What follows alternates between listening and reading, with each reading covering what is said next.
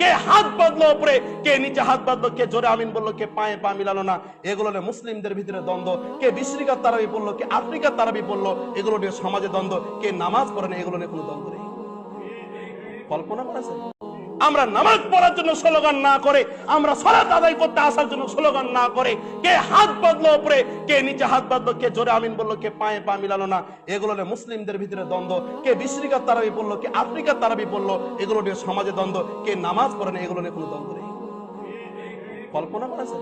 সমাজের বেশিরভাগ 90% লোক নামাজ পড়ে না, কোনো খবর নেই। রমজান মাস আসবে, 20 রাকাত পড়বো না 8 রাকাত। এই বেটা, 8 রাকাত 20 রাকাত তোমার মাথা কামাচ্ছে কেন? যারা নামাজি তারা মাথা কামাবে, তুই নামাজই পড়িস না, আবার 20 রাকাত 8 রাকাত মানে? কোনদিন মসজিদে আসে না, বছরে রমজান মাসটা ঘুরে আসবে, দ্বন্দ্ব শুরু হয়ে গেল, 20 রাকাত পড়বো না 8 রাকাত। আরে বাবা, তোমার রক্ত বেশি, তুমি 20 রাকাত পড়ো না।